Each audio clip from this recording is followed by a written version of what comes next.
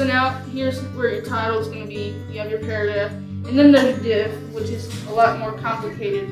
So when you're also doing this, you want to copy this down. Is a nonprofit.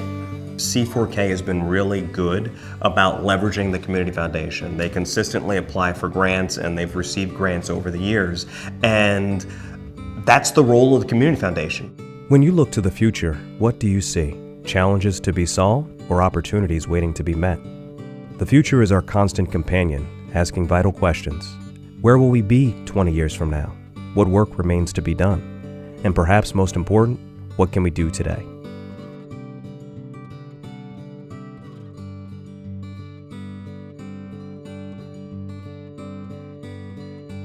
This is Charlottesville in the 1960s. This is what school looked like.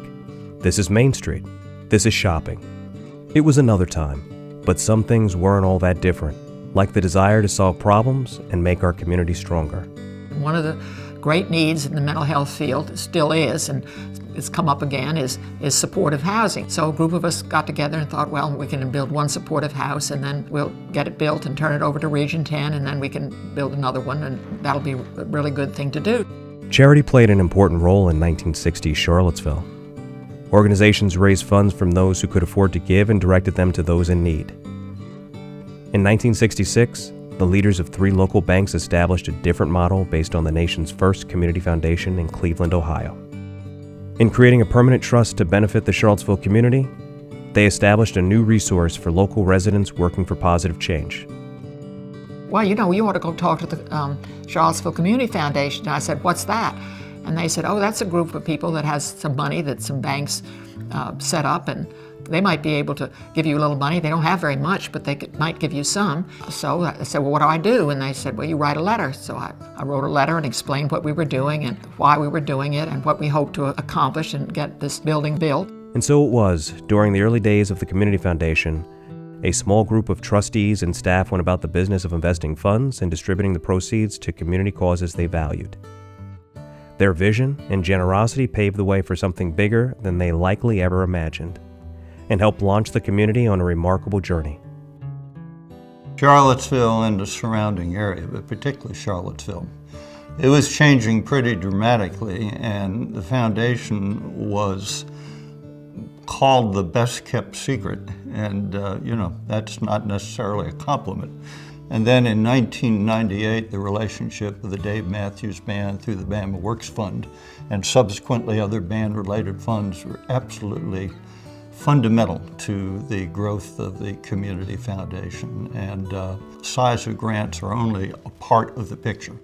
But what it did mean was that we had resources of a material enough nature to begin to impact on the nonprofit sector in this area and in the surrounding counties. So our assets and our grants began to become a major factor in the way nonprofits were able to operate in this community. Between 1990 and 2013, the Community Foundation blossomed. Individual donors throughout the community partnered with the foundation to establish dozens of donor-advised funds that contributed to hundreds of local causes. Funds entrusted to the foundation reached $115 million, and grants back to the community grew to $8 million annually.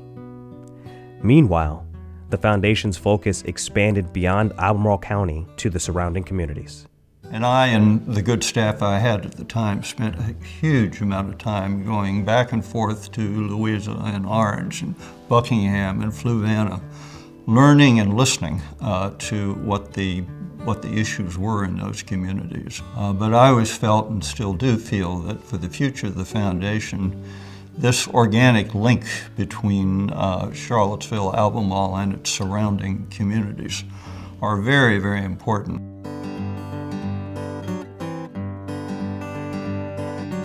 Our community has become bigger.